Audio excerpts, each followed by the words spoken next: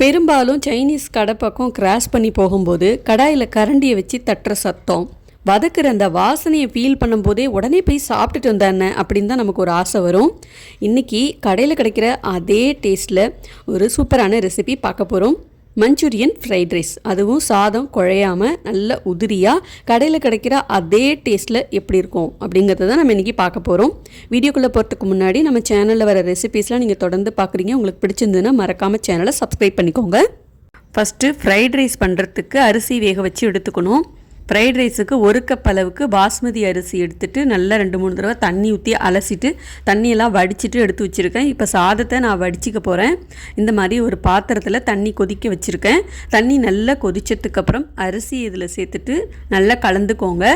நல்லா கலந்துட்டு ஒரு 2 ஸ்பூன் எண்ணெய் சேர்த்துக்கோங்க. அப்போ தான் அரிசி வெந்து வரும்போது ஒன்று ஒன்றா நல்லா உதிரியாக வரும். அதுக்கு தான் எண்ணெய் சேர்க்குறோம். எண்ணெய் ஊற்றிட்டு நல்லா மிக்ஸ் பண்ணிக்கோங்க. அரிசி குழஞ்சிராமல் நல்லா உதிரியாக வெந்து வர்ற அளவுக்கு பக்கத்துலேயே இருந்து பார்த்துக்கோங்க. இப்போது அரிசி பாருங்கள், இந்த அளவுக்கு நல்லா வெந்திருக்கு. ஒரே ஒரு அரிசி எடுத்து பாருங்கள், இந்த மாதிரி உடச்சி பாருங்கள், பாதியாக உடையுது பார்த்தீங்களா? இதுதான் சரியான பதம். இதுக்கப்புறம் கொதிக்க வச்சிங்கன்னா அரிசி இன்னும் குழைய ஆரம்பிச்சிரும். இப்போ இதை நான் வடிச்சிக்கிறேன். இந்த மாதிரிலாம் எனக்கு வடிக்க தெரியாது, நான் குக்கரில் வேக வச்சுக்கிறேன் அப்படின்னாலும் ஓகே. ஆனால் அரிசி நல்லா பொலன்னு உதிரியாக இருக்கணும், அந்த மாதிரி பார்த்துக்கோங்க. இப்போ நல்லா வடித்ததுக்கப்புறம் அகலமான ஒரு பாத்திரத்தில் எண்ணெய் தடவி வச்சுருக்கேன். அப்போ தான் அடியில் ஒட்டாமல் இருக்கும். வேக வச்ச சாதத்தை இதில் சேர்த்துட்டு மறுபடியும் ஒரு 2 ஸ்பூன் எண்ணெய் ஊற்றி லேசாக கிளறி விட்டு ஃபேனுக்கு கீழே ஒரு 2-3 மணி நேரம் வச்சுட்டிங்கன்னா நல்லா ஆறிடும், பொலன்னு உதிரியாகிடும் பூ மாதிரி. சாதம் கொஞ்சம் கூட சூடு இல்லாமல் நல்லா ஆறி இருக்கணும். குறைஞ்சபட்சம் ஒரு 1 மணி நேரமாவது நல்லா ஆற வச்சுருங்க. அப்போ தான் நமக்கு சாதம் உதிரியாக இருக்கும், குழையாமல் இருக்கும். அடுத்தது இப்போ நம்ம மஞ்சூரியன் செய்கிறதுக்கு ஆரம்பிச்சிடலாம். முட்டைக்கோஸ் இந்த மாதிரி நல்லா பொடியாக கட் பண்ணி எடுத்து வச்சுருக்கேன். இப்போது இதில் ஒரு 1/2 ஸ்பூன் இஞ்சி பூண்டு பேஸ்ட்டு சேர்த்துக்கலாம். ஒரு 4-5 டேபிள் ஸ்பூன் கார்ன்ஃப்ளவர் மாவு சேர்த்துக்கோங்க. அதே அளவு அரிசி மாவு சேர்த்துக்கோங்க. அப்படி இல்லைன்னா மைதா மாவு சேர்த்துக்கோங்க, எது வேணாலும் சேர்த்துக்கலாம். கொஞ்சமாக ஒரு 1/2 ஸ்பூன் அளவுக்கு மிளகுத்தூள் சேர்த்துட்டு காஷ்மீரி மிளகாய்த்தூள் 1/2 ஸ்பூன், சிவப்பு மிளகாய்த்தூள் 1 ஸ்பூன், கொஞ்சமாக ஒரு 3/4 டீஸ்பூன் அளவுக்கு கரம் மசாலா, தேவையான அளவுக்கு உப்பு சேர்த்துட்டு முதல்ல இது எல்லாத்தையும் நல்லா கலந்துக்கோங்க. நல்லா கலந்துட்டு தேவையான அளவுக்கு தண்ணி கொஞ்சம் கொஞ்சமாக ஊற்றி பிசைஞ்சிக்கோங்க. சப்போஸ் உங்களுக்கு தண்ணி அதிகமாகிடுச்சு அப்படின்னா அரிசி மாவு, மைதா மாவு இல்லை கடலை மாவு ஏதாவது ஒரு மாவை கலந்துட்டு பதத்தை அட்ஜஸ்ட் பண்ணிக்கோங்க. இப்போ இந்த அளவுக்கு நான் மாவை பிசைஞ்சு எடுத்திருக்கேன். இதில் நீங்கள் தேவைப்பட்டால் ஃபுட் கலர் சேர்த்துக்கோங்க, நான் கலர் எதுவும் சேர்க்கலை. இப்போ கையில் கொஞ்சமாக எண்ணெய் தடவிட்டு இந்த மாதிரி சின்ன சின்ன உருண்டையாக உருட்டி எடுத்துக்கலாம். உங்களுக்கு எந்த அளவுக்கு சைஸ் வேணுமோ அதுக்கு தகுந்த மாதிரி உருட்டி எடுத்துக்கோங்க. எல்லா மாவையும் இந்த மாதிரி உருட்டி எடுத்து வச்சுருக்கேன். இப்போ இது எல்லாத்தையும் நம்ம எண்ணெயில் போட்டு பொரிச்சு எடுக்க வேண்டியதான். கடாயில் கொஞ்சமாக எண்ணெய் ஊற்றிருக்கேன் பொரிக்கிற அளவுக்கு. எண்ணெய் நல்லா காஞ்சதுக்கப்புறம் அடுப்பு தீயை மீடியம் ஃப்ளேம்லேயே வச்சுட்டு ஒன்று ஒன்றா இந்த மாதிரி போட்டு பொரிச்சு எடுத்துக்க வேண்டியதான். மொத்தமாக எல்லாத்தையும் போட்டுறாதீங்க, பேட்ச் வைஸ் போட்டு கொஞ்சம் கொஞ்சமாக நல்லா பொரிச்சு எடுத்துக்கணும். நல்லா எல்லா பக்கமும் வெந்து பொன்னிறமாக வர்ற அளவுக்கு இந்த மாதிரி பொரிச்சு எடுத்துக்கோங்க. அவ்வளோதான், நமக்கு கோபி மஞ்சூரியன் ரெடி ஆயிடுச்சு. இது சும்மாவே நீங்கள் குழந்தைங்களுக்கு ஸ்நாக்ஸ் மாதிரி கொடுக்கலாம். இந்த முட்டைக்கோஸ் மஞ்சூரியனை ஒரு கிரேவி மாதிரி செஞ்சு அதில் போட்டு நல்லா பெரட்டி டிப் பண்ணி சாப்பிடும்போது சாப்பிட்றதுக்கு ட்ரையாக இல்லாமல் நல்லா டேஸ்ட்டாக இருக்கும்.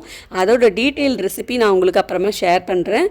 பிசைஞ்ச எல்லா மாவையும் சின்ன சின்னதாக உருட்டி இந்த மாதிரி நல்லா பொன்னிறமாக பொரிச்சு எடுத்துக்கோங்க. அவ்வளோதான், கோபி மஞ்சூரியன் ரெடி. இப்போ நம்ம ஃப்ரைட் ரைஸ் எப்படி செய்யலான்னு பார்க்கலாம். இந்த மாதிரி ஒரு அகலமான ஒரு பாத்திரத்தில் ஒரு குழிக்கரண்டி எண்ணெய் சேர்த்துட்டு எண்ணெய் நல்லா சூடானதுக்கப்புறம் பொடியான இருக்குன்னு பூண்டு, பச்சை மிளகாய், இஞ்சி சேர்த்துட்டு நல்லா பொரிஞ்சு வந்ததுக்கப்புறம் ஸ்ப்ரிங் ஆனியன்னு சொல்லுவாங்க இல்லையா, அந்த வெங்காயம் கட் பண்ணி சேர்த்துட்டு நல்லா வதக்கி விட்டுட்டு இப்போ காய்கறி எல்லாம் சேர்த்துக்கலாம். நீளமாக கட் பண்ண முட்டைக்கோஸ், கேரட், குடமிளகாய் இதெல்லாம் சேர்த்துக்கோங்க. சேர்த்துட்டு காய்கறிகள்லாம் ஒரு 1/2 வேக்காடு வெந்தால் போதும். கொஞ்சமாக தண்ணி தெளித்து விட்டு இதை வேக வச்சுக்கோங்க. ரொம்ப வெந்துட வேணாம், ஒரு 1/2 வேக்காடு இல்லை 3/4 வேக்காடு கூட வெந்தால் போதும். இந்த அளவுக்கு நல்லா வெந்து வந்ததுக்கப்புறம் ஒரு 3-4 டேபிள் ஸ்பூன் அளவுக்கு சோயா சாஸ் சேர்த்துக்கோங்க. 2 டேபிள் ஸ்பூன் அளவுக்கு வினிகர் சேர்த்துட்டு ஒரு 4 டேபிள் ஸ்பூன் அளவுக்கு கெச்சப் சேர்த்து நல்லா கலந்துக்கோங்க. இப்போது வேக வச்சு ஆற வச்ச சாதத்தையும் சேர்த்துக்கோங்க. சாதம் சேர்த்துட்டு நல்லா கலந்துக்கோங்க. நல்லா கலந்து விட்டு ஒரு 1/2 ஸ்பூன் மிளகுத்தூள் சேர்த்துக்கோங்க. மிளகுத்தூள் சேர்த்துட்டு பொரிச்சு வச்ச மஞ்சூரியன் எல்லாத்தையும் சேர்த்துக்கோங்க. இப்போ சாதத்துக்கு தேவையான அளவுக்கு உப்பும் சேர்த்துட்டு நல்லா எல்லாத்தையும் ஒரு தடவை கலந்து விட்டுருங்க.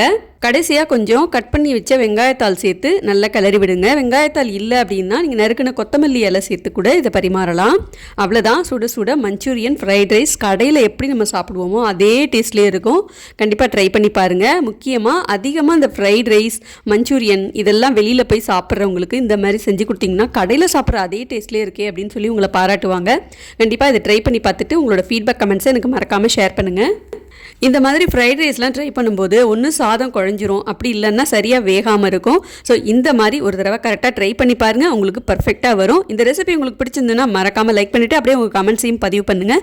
இந்த மாதிரி நிறைய ரெசிபிஸை நீங்கள் தொடர்ந்து பார்க்கணுன்னா அமல் ஹாபிஸ் சேனலை சப்ஸ்கிரைப் பண்ணிக்கோங்க, பக்கத்தில் வர பெல் ஐகானையும் கிளிக் பண்ணிக்கோங்க. அடுத்து ஒரு இன்ட்ரெஸ்டிங்கான ரெசிபிஸில் நான் உங்களை வந்து பார்க்குறேன். அது வரைக்கும் பாய்.